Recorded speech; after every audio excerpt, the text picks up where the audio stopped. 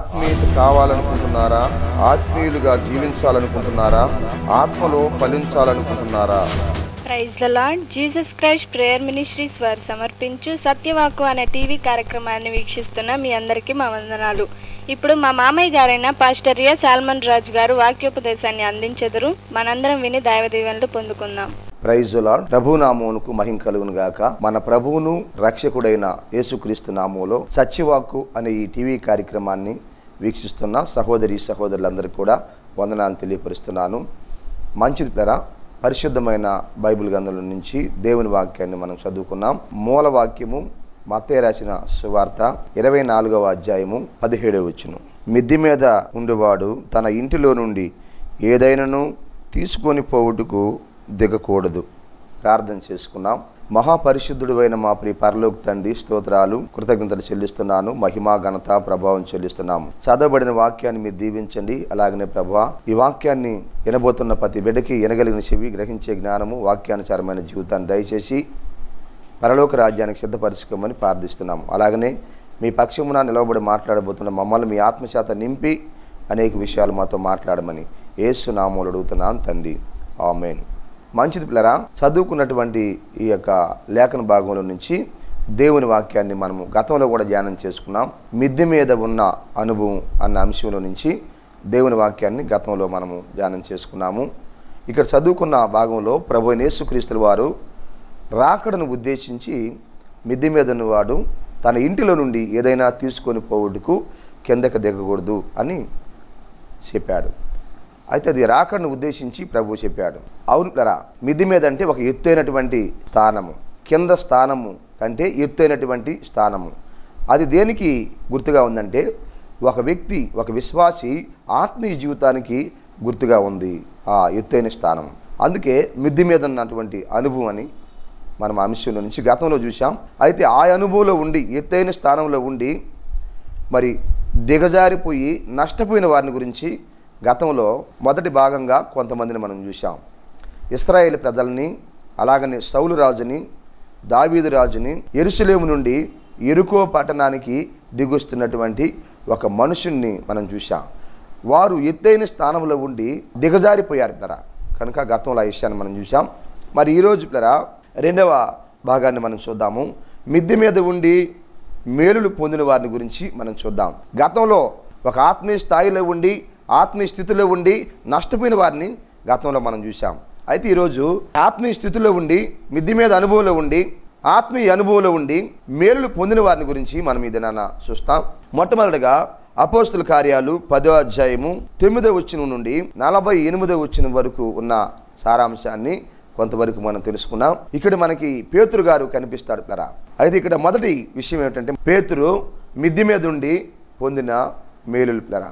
ఆ మొదటి పాయింట్ మీద మనం దేవుని వాక్యాన్ని ధ్యానం చేసుకున్నాం. ఈ సందర్భం అంతా అపోస్తుల కార్యాల్లో మనకు కనిపిస్తుంది. అపోస్తుల కార్యాల్లో కొర్నేలి మనకు కనిపిస్తాడు. కొర్నేలి భక్తిపరుడు ఒకటి. రెండోదిగా తన ఇంటి వారందరిని కూడా తాను అనుసరిస్తున్నటువంటి భక్తిలో నడిపించుకోగలిగిన వాడు. మూడోదిగా ప్రజలకి బహుధర్మ కార్యములు చేసేవాడు. నాలుగోదిగా ఎల్లప్పుడూ దేవునికి ప్రార్థన చేసేవాడు. అయితే ఈయన ప్రార్థన దేవుని సన్నిధికి జ్ఞాపకార్థంగా వెళ్ళి వారి దూత ఆయనతో మాట్లాడటము జరిగింది. దైవ స్వరాన్ని ఆయన విన్నాడు. ఇని నువ్వు చేస్తుంది మంచిదే, నీ భక్తి, నీ ధర్మ కార్యాలు అన్నీ కూడా జ్ఞాపకార్థంగా దేవుని వద్దకు చేర్చబడ్డాయి. అయితే ఇంకా నువ్వు తెలుసుకోవాల్సిన విషయాలు కొన్ని ఉన్నాయి. మరి అవి తెలుసుకోవాలంటే పేతురు అనేటువంటి ఒక దైవజనుడు సముద్రపు ధరినటువంటి సీమోను ఇంట ఆయన దిగి ఉన్నాడు. కనుక ఆయన్ని నువ్వు పిలవడంపించి ఆయన చెప్పే విషయాలు, అనేక విషయాలు నువ్వు తెలుసుకోవాలని ఆ స్వరం ద్వారా హెచ్చరించబడ్డాడు. వెంటనే కొర్నేలి ఏం చేశా అంటే తన దగ్గర నమ్మకమైనటువంటి ఒక వ్యక్తిని, అలాగనే ఆ నమ్మకమైనటువంటి దాసుల్ని, మరి కొంతమందిని మరి పేతురు గారి దగ్గరికి పంపిస్తాడు కదా. పేతురు గారు ఎక్కడున్నాడంటే సముద్రపు ధరిన చర్మకారుడైనటువంటి సీమోని అంట ఆయన దిగున్నాడు. అయితే పేతురు గారు మనం అక్కడ చదివితే మిద్ది మీద ఉన్నాడు కదా.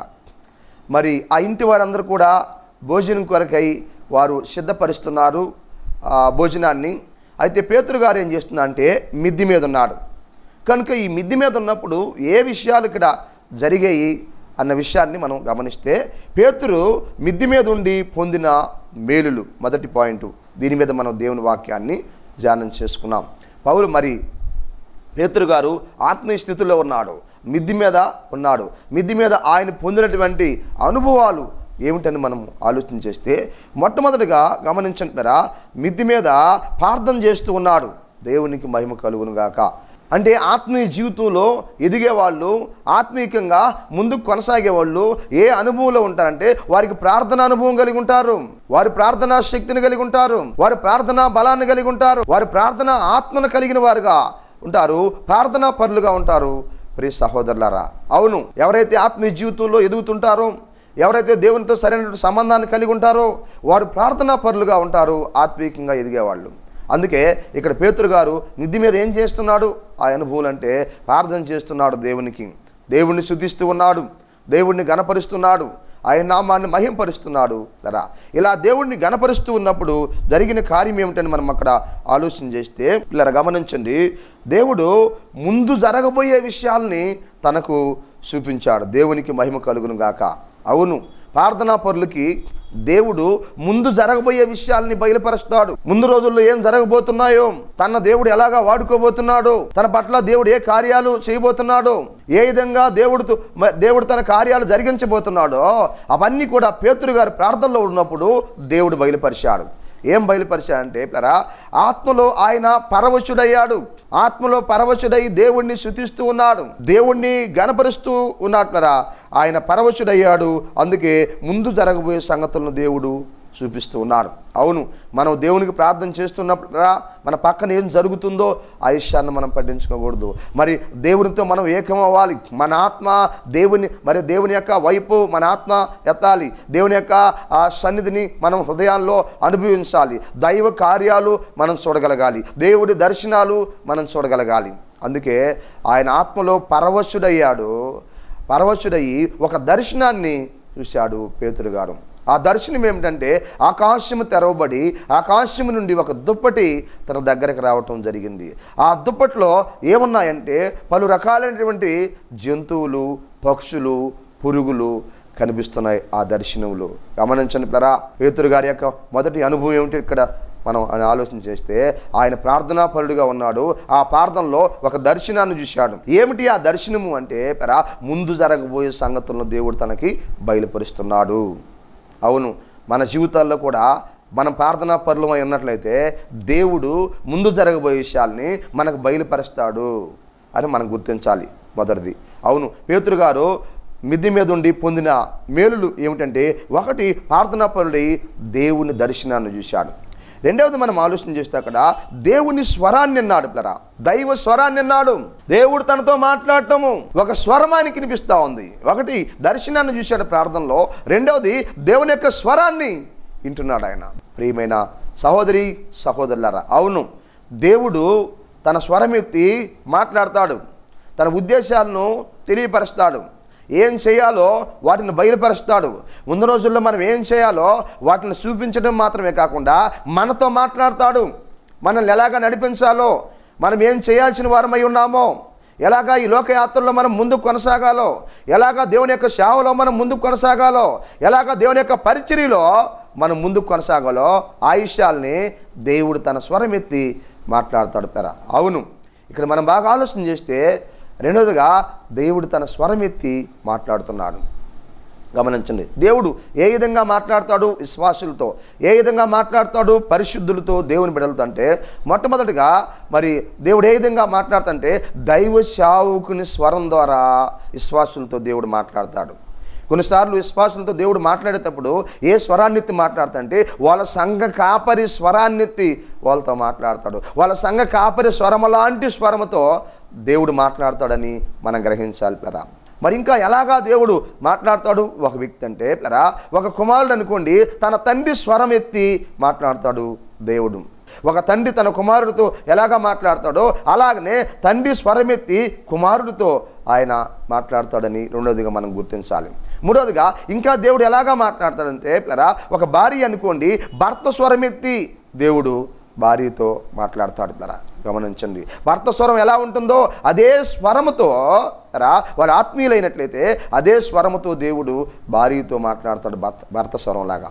ఇంకా ఎలాగా నాలుగోదిగా దేవుడు మాట్లాడతా అంటే ఏదో ఒక కొత్త స్వరంలాగా మాట్లాడతాడు. ఇప్పుడు వినని స్వరము, అదొక మాధుర్యమైన స్వరము, అదొక కొత్త స్వరాన్ని ఎత్తి దేవుడు మాట్లాడతాడు. దేవునికి మహిమ కలుగును గాక. ఇంకా మూడో అనుభవం ఏమిటి అని ఆలోచన చేస్తున్నా, ఆ స్వరం ఎప్పుడైతే ఆయన విన్నాడో వెంటనే ఆ స్వరానికి ఆయన ఏం చేస్తాడని మనం ఆలోచన చేస్తే ఆయనకు ఆ స్వరానికి ఆయన లోబడి సువార్త ప్రకటన చేశాడు. దేవునికి మహిమ కలుగును గాక. గమనించనుకున్నారా,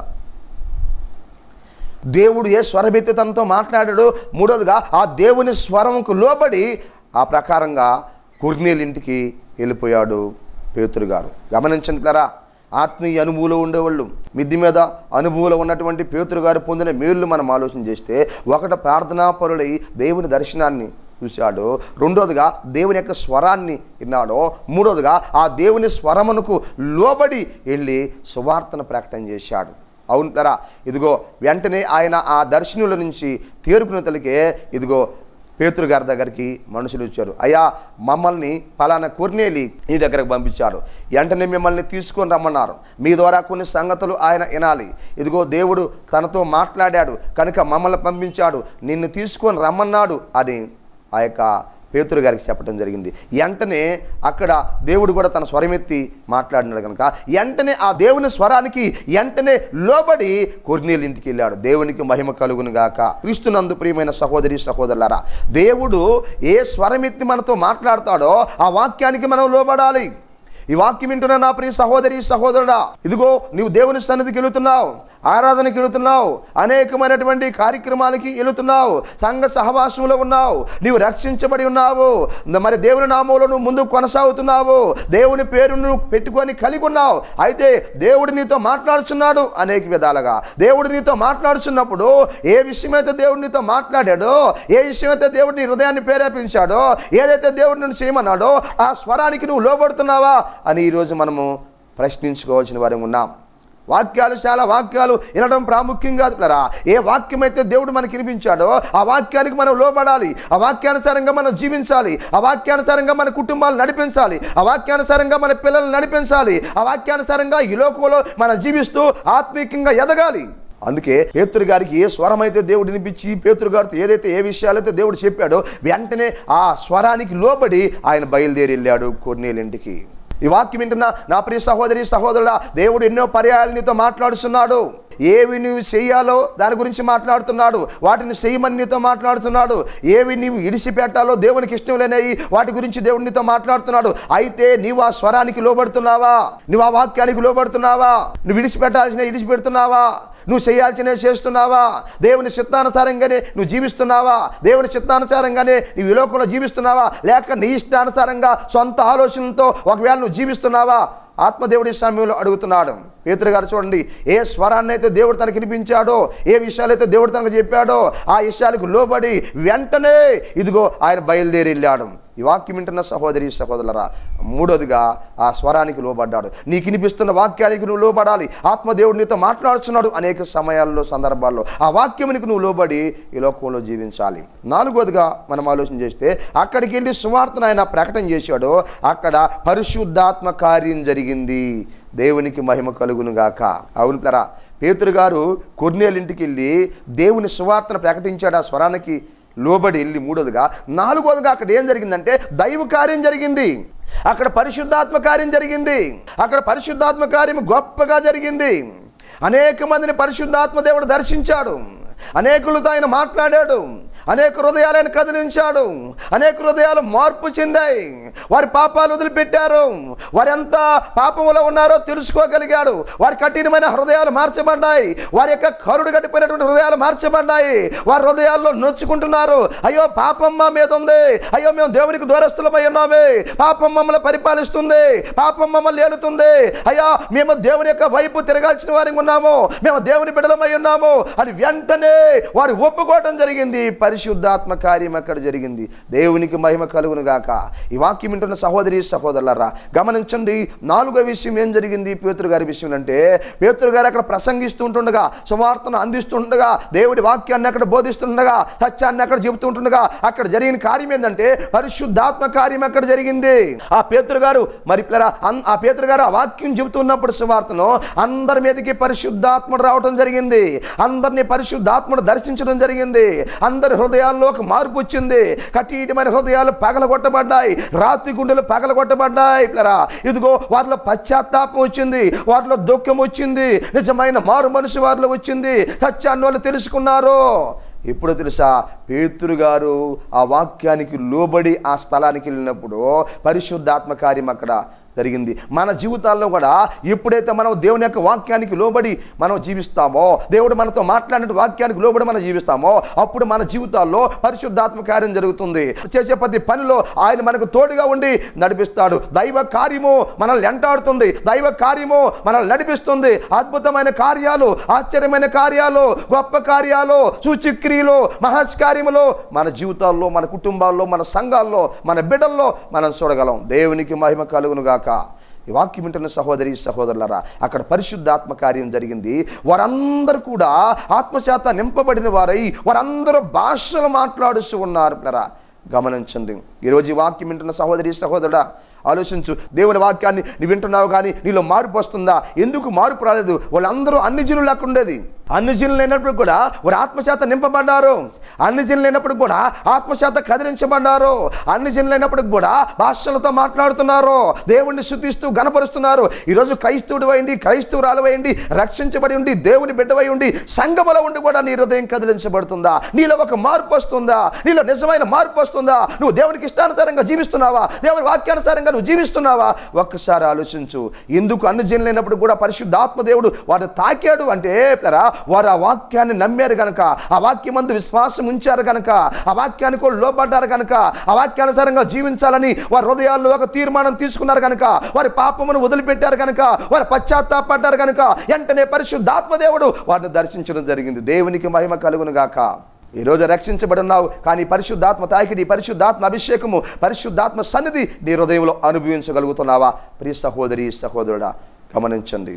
దేవుని వాక్యం తెలియపరుస్తుంది. ఆ తర్వాత 5వ కార్యము అక్కడ ఏం జరిగింది అంటే వారందరూ బాప్తిసం పొందుకున్నారంటే బాప్తిసం అనుభవంలోకి నడిపించబడ్డారు. వారి ఆత్మలు రక్షించబడ్డాయి. దేవునికి మహిమ కలుగును గాక. గమనించండి ప్రియమైన దేవుని బిడ్డలారా, 5వ కార్యము వాళ్ళ ఆత్మలు రక్షించబడ్డాయి. వాళ్ళ మారు మనసు పొంది బాప్తిసం అనుభవంలోకి నడిపించబడ్డారు. ఆ తర్వాత వాళ్ళు రక్షించబడ్డారు. వారి ఆత్మలు రక్షించుకున్నారు. ఇప్పుడు వీళ్ళ ఆత్మలు రక్షించుకోవడానికి కారణం ఏమిటో తెలుసా? పేతురు గారి ప్రార్థనా జీవితం ఒకటని మనం గ్రహించాలి. రెండోది ఆయన దేవుని స్వరాన్ని ఎన్నాడు గ్రహించాలి. మూడోదిగా ఆ స్వరానికి లోబడి అక్కడికి వెళ్ళి సువార్తను ప్రకటన చేశాడు.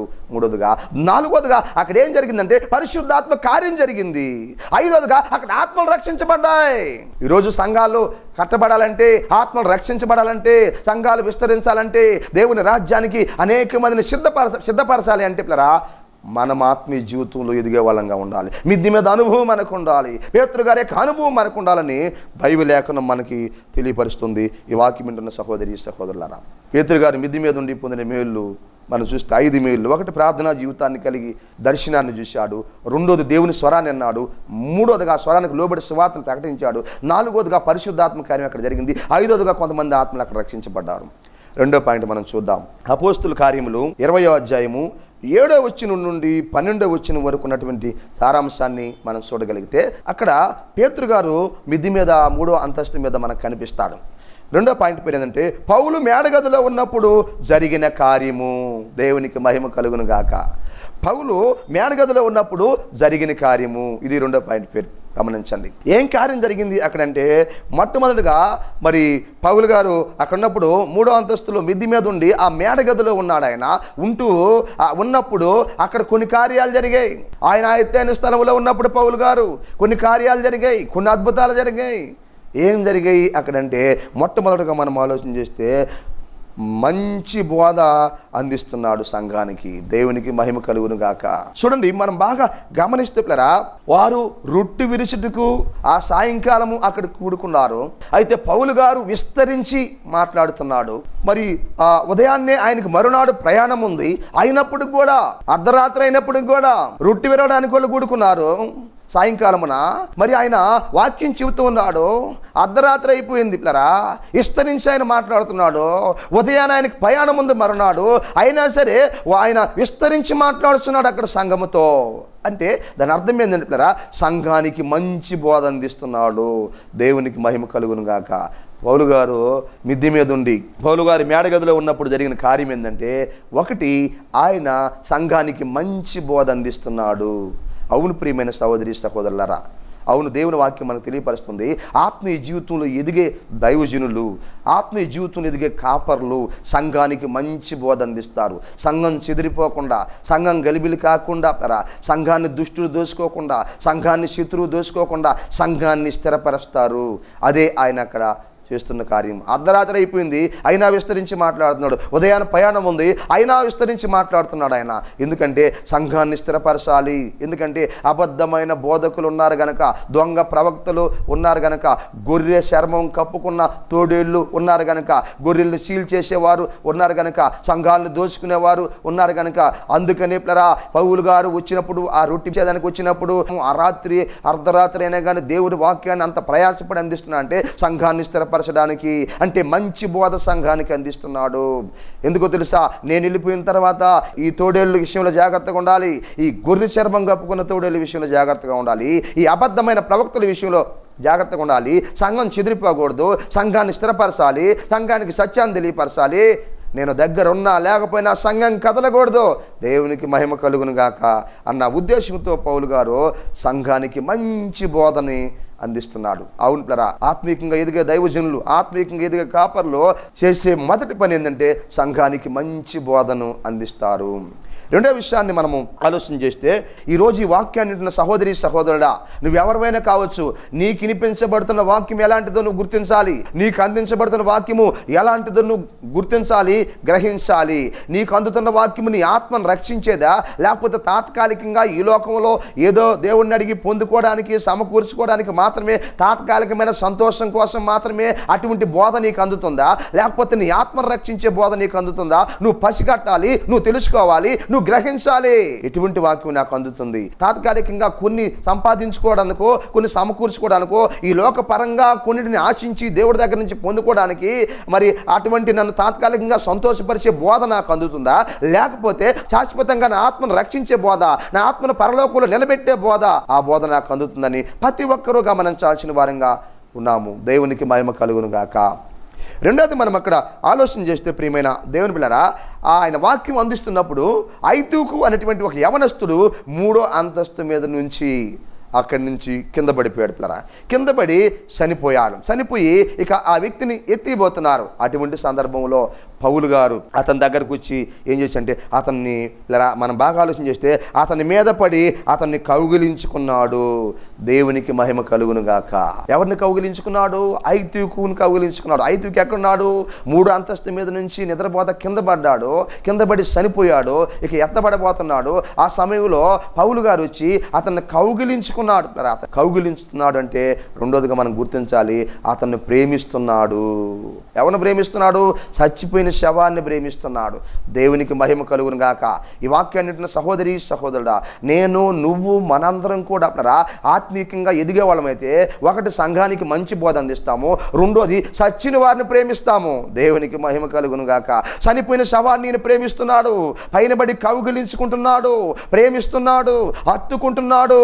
అంటే దాని అర్థం ఏంటంటే పిల్లరా, ఈ లోకంలో ఆత్మీయ జీవితంలో చనిపోయిన వారు ఎంతో మంది ఉన్నారు, ఆత్మీయత లేని వారు ఎంతో మంది ఉన్నారు పిల్లరా. గమనించండి, ఆత్మీయంగా మనం ఎదుగుతుంటే ఆత్మీయ జీవితంలో చనిపోయిన వారు, ఆత్మీయత లేని వారిని మనం ప్రేమించడానికి ప్రారంభిస్తాం. దేవునికి మహిమ కలుగును గాక. చచ్చిన శవాన్ని ప్రేమిస్తున్నాడు పౌలు గారు.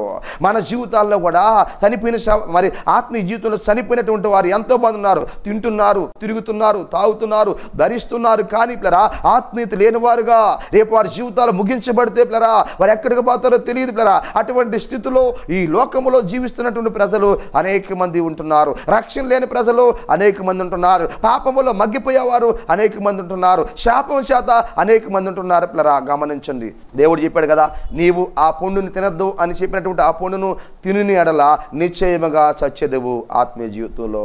ఆ దేశంలో నుంచి వచ్చినటువంటి వారు పిల్లరా, ఆ సంతానం నుంచి వచ్చినటువంటి వారు ఎంతో మంది ఆత్మీయ జీవితంలో చనిపోయినటువంటి వారు ఉన్నారు.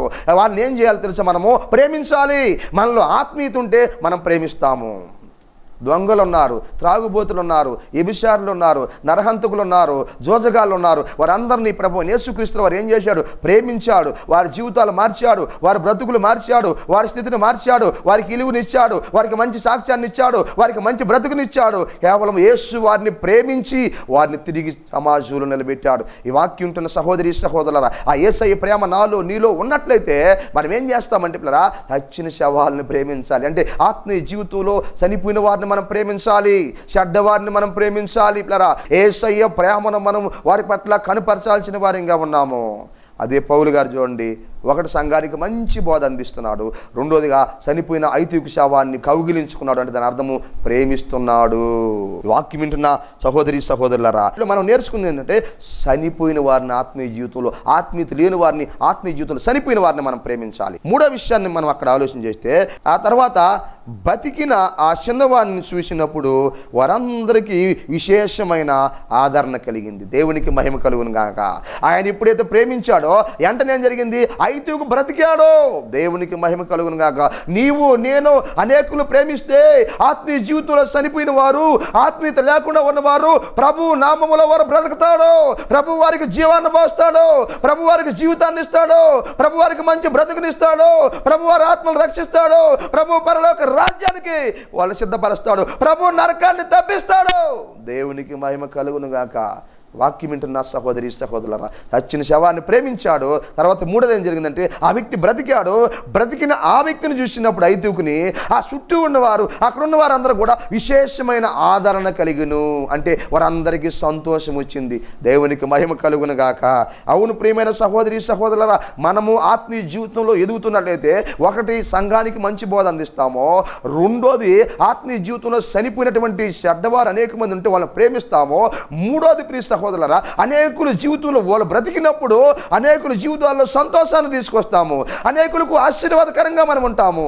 ఇక్కడ పౌలు గారు అతన్ని బతికించుట ద్వారా యేసు నామములో వారందరికీ విశేషమైన ఆదరణ కలిగును.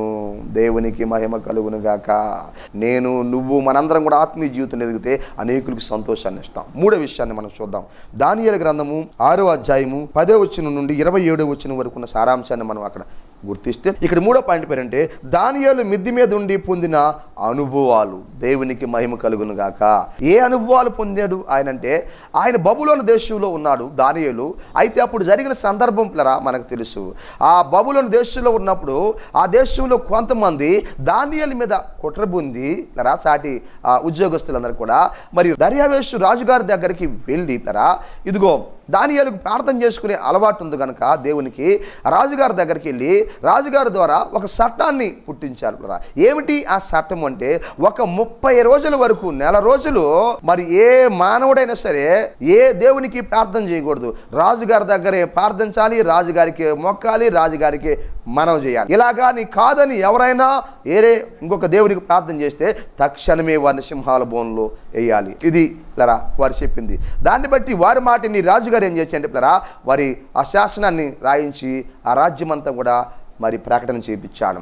అయితే 10వ వచనంలో మనం ఆలోచన చేస్తే, అట్టి శాసనం మీద సంతకం చేయబడిందని దానియేలుకు తెలిసినా సరే యథాప్రకారము ఆయన మిద్ది మీదకి వెళ్ళి పై అంతస్తుకి వెళ్ళి యెరూషలేము వైపు కిటికీ తీసి ముమ్మారు దేవునికి ప్రార్థన చేస్తున్నాడు. దేవునికి మహిమ కలుగునుగాక. అయితే దానియేలు మిద్ది మీద ఉండి ప్రార్థన చేస్తున్నందువల్ల ఆయన పొందిన అనుభవాలు ఏమిటంటే పిల్లరా, మొట్టమొదటిగా నెంబర్ 1 ఆయన ధైర్యముగా ఉన్నాడు. అవును పిల్లరా, గమనించండి, ప్రార్థనా పరులు ఆత్మీయ జీవితంలో ఎదిగేవాళ్ళు తమకి ముందు అపాయం ఉందని తెలిసినా, ఎంతమంది బెదిరించినా, ఎంతమంది నష్టపరచాలని చూసినా సరే వారు ధైర్యంగా ఉంటారు. దేవునికి మహిమ కలుగును గాక. అవును, రాజుగారు మాట వినకుండా ఇప్పుడు ప్రార్థన చేస్తే ఏం జరుగుతుందంటే తక్షణమే సింహాల బోన్లు వేస్తారు. అయినా సరే దానియేలు వెళ్ళి ప్రార్థన చేస్తున్నాడు. గమనించండి, వాక్యం వింటున్న ప్రియమైన సహోదరులారా, ధైర్యముగా ఉన్నాడు. తనకు అపాయం ఉందని తెలిసినా, శాసనం మీద సంతకం చేయబడిందని తెలిసినా, ఇదిగో తనకు అపాయం ఉందని తెలిసినా సరే ధైర్యముగా ఉన్నాడు. గమనించండి, అవునురా, ఆత్మీయులు ధైర్యంగా ఉంటారు. తనకు నష్టం ఉందని తెలిసినా, కష్టం ఉందని తెలిసినా, బాధ ఉందని తెలిసినా, అవమానం ఉందని తెలిసినా, ఇబ్బందులు ఉందని తెలిసినా, ఆర్థికమైన సమస్యలు ఉన్నా సరే, ముందు అపాయం ఉందని తెలిసినా సరే, ఆత్మీయులు ఎప్పుడు కూడా జంకరు, ఆత్మీయులు పిరిగివారుగా ఉండరు, ఆత్మీయులు ధైర్యంగా ఉంటారు, ఆత్మీయులు దేవుని మీద ఆధారపడి ఉంటారు. దేవునికి మహిమ కలుగును గాక. ఈ వాక్యం వింటున్న సహోదరి సహోదరుడా, నువ్వు ప్రార్థనాపరుడు అయితే, నువ్వు ఆత్మీయుడు అయితే, నువ్వు ఆత్మీయురాలు అయితే, ఇదిగో నీ జీవితంలోకి ధైర్యాన్ని ఇస్తాడు. రెండవ విషయం మనం అక్కడ ఆలోచన చేస్తే, దేవుని మీద విశ్వాసం ఉంది దానియేలుకి. నా దేవుడు నాకు సహాయం చేస్తాడు, నా దేవుడు నన్ను రక్షిస్తాడు, నా దేవుడు నన్ను కాపాడుతాడు, నా దేవుడు తన కార్యాన్ని జరిగిస్తాడు, నా దేవుడు గొప్పవాడు, నా దేవుడు నన్ను చెయ్యడవడు, నా దేవుడు నాకు సహాయం చేస్తాడు, నా దేవుడు కార్యం చేసే దేవుడు. ఇన్ని బాధలు వచ్చినా, ఇన్ని శోధనలు వచ్చినా, ఇన్ని అవమానాలు వచ్చినా సరే, నా దేవుడి సమస్యల నుంచి నన్ను ఇడిపించగలిగిన శక్తివంతుడు, నేను నమ్మిన దేవుడు గొప్పవాడు. దేవునికి మహిమ కలుగును గాక. పరాయి దేశంలో, బబులోను దేశంలో దానియేలు నిలబడ్డాడు, విశ్వాసంగా దేవుని కొరకై నిలబడ్డాడు. వాక్యం ఉంటున్న సహోదరి సహోదరులారా, ఆలోచించండి. ఆత్మదేవుడు అడుగుతున్నాడు, కష్టాల్లో నీకుందా విశ్వాసము, నష్టాల్లో నీకుందా విశ్వాసము, అవమానాల్లో నీకుందా విశ్వాసము, బాధల్లో నీకుందా విశ్వాసము, ఆర్థికమైన లోటుల్లో నీకుందా విశ్వాసం అని ఆత్మదేవుడి సమయంలో నిన్ను అడుగుతున్నాడు. ఈ వాక్యాన్ని వింటున్న సహోదరి సహోదరుడా, నీతోనే దేవుడు మాట్లాడుతున్నాడు, ముఖాముఖిగా నిన్ను హెచ్చరిస్తూ ఉంటున్నాడు. ఇదిగో కష్టాల్లో నువ్వు దేవుని మీద విశ్వాసం ఉంచగలుగుతున్నావా? ఇదిగో అపాయం ఉందని తెలిసినప్పుడు నువ్వు ధైర్యంగా ఉండగలుగుతున్నావా?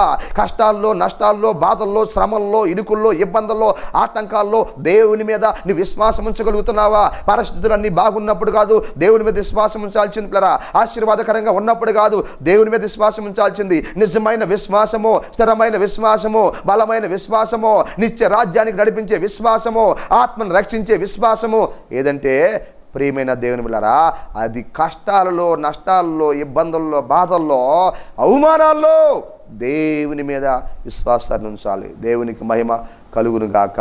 మూడో విషయాన్ని మనం ఆలోచన చేస్తున్నారా, ఒక తీర్మానం కలిగిన వాడు దానియేలు. నేను ఒక సత్యాన్ని తెలుసుకున్నాను, ఆ సత్యాన్ని వదిలిపెట్టను, నిజమైన దేవుణ్ణి తెలుసుకున్నాను.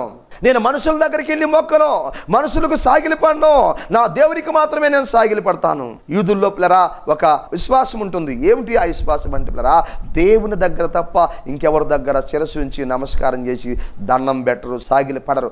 ప్రియమైన దేవుని పిల్లరా, మూడోది ఆయన ఏ అనుభవంలోకి నడిపించింది ఆ ప్రార్థన నిధి మీద అనుభవం అంటే, మూడోది మనం ఆలోచన చేస్తే తీర్మానం కలిగిన వాడు, సత్యానికి కట్టుబడ్డాడు. సావైనా సరే, బ్రతుకైనా సరే, చచ్చిపోయినా సరే ఒక తీర్మానం నేను తీసుకుంటున్నాను. నేను ఒక సత్యాన్ని తెలుసుకున్నాను, ఆ సత్యాన్ని విడిచిపెట్టను, ఆ సత్యాన్ని వదిలిపెట్టను, ఆ సత్యానికి లోబడి ఉంటాను, నేను ఆ సత్యమైన మార్గంలో నడుస్తాను. నీకుందా? ఈ వాక్యం వింటున్న సహోదరి సహోదరులారా, నీకుందా తీర్మానం? నువ్వు ఒక సత్యాన్ని తెలుసుకున్నావు, ఎన్ని బాధలు వచ్చినా విడిచిపెట్టకూడదు. ఒక సత్యాన్ని తెలుసుకున్నావు, ఎన్ని కష్టాలు వచ్చినా, బాధలు వచ్చినా, అవమానాలు వచ్చినా, ఒక తీర్మానం మీద నువ్వు ముందుకు కొనసాగాలి. ఆ సత్యం లేక మళ్ళా పోకూడదు, లోకం లేక మళ్ళా పోకూడదు, పాపం లేక మళ్ళా పోకూడదు, సాతాను వైపు మళ్ళా తిరగకూడదు. తీర్మానం ఉండాలి క్రైస్తవుడికి, క్రైస్తవురాలకి. దేవునికి మహిమ కలుగును గాక. వెంటనే దానియేలు సింహాల మూలు వేసేసినప్పుడు కూడా లరా గమనించండి, రాజుగారు మనం ఆలోచన చేస్తే అక్కడ రాజుగారికి ఆ రాత్రి అంతా నిద్రపట్టలేదు, ఆ రాత్రి ఉపవాసం ఉన్నాడు రాజుగారు లరా. ఆ రాత్రి నాట్యమాడనే లేదు, ఆ రాత్రి వాయిద్యాలు లేదు పిల్లరా. వెంటనే ఉదయాన్నే దుఃఖ స్వరముతో సింహాల గృహ దగ్గరికి వచ్చి, జీవము కలిగిన దేవుని సేవకుడైన దానియేలు, నీవు నిత్యము సేవిస్తున్న నీ దేవుడు నిన్ను రక్షించగలిగిన అంటున్నాడు. అప్పుడు చూసారా, దానియేలు గృహల నుంచి అంటున్నాడు, రాజు చిరంజీవగునుగాక, నా రాజా, ఇదిగో నా దేవుని దృష్టికి నేను నిర్దోషినిగా కనిపిస్తుంది కనుక నా దేవుడు నాకే అపాయము రాకుండా తన దగ్గర నుంచి పరలోకం నుంచి తన దూతను పంపించి ఏ అపాయం రాకుండా సింహాలు నోళ్ళు మూశాడు. దేవునికి మహిమ కలుగును గాక అన్నాడు. వెంటనే రాజుగారు చూసారా, వెంటనే దానియేలు బయటికి పిలవనప్పించారా, దానియేలు మీద నిందేసిన వారందరినీ కూడా ఆ సింహాల బోన్లో వేశాడు. సింహాలు ఎదురొచ్చిరా ఆ యొక్క వారందరినీ వారి ఎముకలతో కూడా పగలగొరికి వారిని, వారి భార్యల్ని, వారి పిల్లల్ని అందరినీ హతం చేసి చంపేసాయి. ఆ తర్వాత రాజుగారు ఒక శాసనాన్ని రాయించాడు. దానియేలు ఆరాధించే దేవుడే నిజమైన దేవుడు, దానియేలు స్తుతించే దేవుడే నిజమైన దేవుడు అని అక్కడ కొన్ని విషయాలు కూడా మనం చూడగలము. ఆయనే జీవము గల దేవుడు, ఆయనే యుగయుగముల్లో ఉండేవాడు, ఆయన రాజ్యము నాశనము కానేరదు, ఆయన ఇడిపించువాడు రక్షించువాడు, ఆయనే ఈ దానియేలును రక్షించాడు. దేవునికి మహిమ కలుగును గాక. చూడండి, సింహాల నోళ్ళు మూశాడు. ఇప్పుడు రాజుగారి ద్వారా సువార్త వెళ్ళింది ఆ యొక్క దేశమంతా, రాజ్యమంతా. పిల్లరా, ఎవరిని బట్టి? దానియేలుని బట్టి. దానియేలు ఆత్మీయంగా ఉన్నాడు కనుక. ఈ వాక్యం వింటున్న సహోదరి సహోదరులారా, మిద్ది మీద ఉన్న అనుభవం రెండో భాగాన్ని ఈరోజు మనము దేవుని వాక్యాన్ని ధ్యానం చేస్తున్నాం. అందరం తలలు ఉంచుకున్నాం, ప్రార్థన చేసుకున్నాం. మహోన్నతుడా, సర్వోన్నతుడా, నీ స్తోత్రాలు. ఎత్తబడిన వాక్యాన్ని మీరు దీవించి ఆశీర్వదించండి ప్రభువా. ఈ వాక్యాన్ని ఉన్న ప్రతి బిడ్డను ప్రభు ఆత్మీయంగా మీరు బలపరిచి మీరు అక్కడికి సిద్ధపరచుకోమని వేడుకుంటూ ప్రార్థిస్తున్నాం. అలాగనే ప్రభు ఈ వాక్యానికి స్పాన్సర్ చేసిన సహోదరి కరుణమ్మ, వారి కుటుంబాన్ని బిడ్డలు మీరు దీవించి ఆశీర్వదించమని వేడుకుంటూ ప్రార్థిస్తూ స్తుతిస్తూ గణపరుస్తూ యేసుక్రీస్తు పరిశుద్ధమైన నామములో అడిగి వేడుకుంటున్నాను తండ్రి, ఆమేన్. మన పరమ తండ్రి అయిన దేవుడి ప్రియమైన కుమారుడని యేసుక్రీస్తు వారి కృప, పరిశుద్ధాత్మ దేవుని కన్నుని సావాసం ఇక్కడ గుండె మనకి భూలోకంలో సకల పరిశుద్ధులందరికీ ఇప్పుడు ఎల్లప్పుడూ సదాకాలము తోడై ఉండి నడిపించును గాక, ఆమేన్. ఇంతవరకు దేవుని వాక్యాన్ని శ్రద్ధగా అన్న మీ అందరికీ వందనాలు. ప్రభు మిమ్మల్ని అందరిని దీవించి ఆశీర్వదించి ఆత్మీయ జీవితంలో బలపరిచి తన రాకడకు సిద్ధపరచుకున్నగాక, ఆమేన్. మా ఆరాధన జరుగు స్థలం కోడూరు కండ్రిక సోస్త్రిక గ్రామం, టిపి గూడూరు మండలం, నెల్లూరు జిల్లా. మా ఆరాధన జరుగు సమయం ఉదయం 7:30 నుండి 10 గంటల వరకు. మీ ప్రార్థన అవసరతలు ఏమైనా ఉన్నట్లయితే మాకు తెలియజేయండి. మీ కొరకు భారంతో ప్రార్థించుటకు మా ప్రార్థనా బృందం సిద్ధముగా ఉన్నది. మా ఫోన్ నంబర్స్ 9959458024 మరి యొక్క నంబర్ 9640495124.